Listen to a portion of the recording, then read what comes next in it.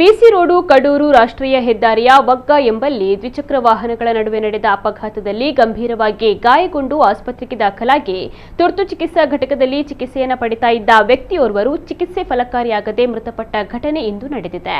ವಗ್ಗ ನಿವಾಸಿ ಜಗದೀಶ ಪೂಜಾರಿ ಮೃತ ವ್ಯಕ್ತಿ ಇಡ್ಲಿ ವ್ಯಾಪಾರಿಯಾಗಿದ್ದು, ವಗ್ಗದ ರೆಸ್ಟೋರೆಂಟ್ ಒಂದಕ್ಕೆ ಹೋಗಿ ವ್ಯಾಪಾರದ ಹಣವನ್ನ ತೆಗೆದುಕೊಂಡು ಹೆದ್ದಾರಿಯನ್ನ ದಾಟುತ್ತಿದ್ದ ವೇಳೆ ಬಿಸಿ ರೋಡ್ ಕಡೆಯಿಂದ ಬೆಳ್ತಂಗಡಿ ಕಡೆಗೆ ಹೋಗುವ ಸ್ಕೂಟರ್ ಸವಾರ ಮೊಹಮ್ಮದ್ ಯಾಸೀನ್ ಎಂಬಾತ ಡಿಕ್ಕಿ ಹೊಡೆದಿದ್ದಾರೆ. ಯಾಸೀನ್ ಅವರ ದುಡುಕುತನ ಹಾಗೂ ನಿರ್ಲಕ್ಷ್ಯತನದ ಚಾಲನೆ ಘಟನೆಗೆ ಕಾರಣವಾಗಿದೆ ಎಂದು ದೂರಿನಲ್ಲಿ ತಿಳಿಸಲಾಗಿದೆ. ಘಟನಾ ಸ್ಥಳಕ್ಕೆ ಮೆಲ್ಕರ್ ಟ್ರಾಫಿಕ್ ಎಸ್ಐ ಆದರ್ಶ್ ಅವರು ಭೇಟಿ ನೀಡಿ ಪ್ರಕರಣವನ್ನು ದಾಖಲಿಸಿಕೊಂಡಿದ್ದರು.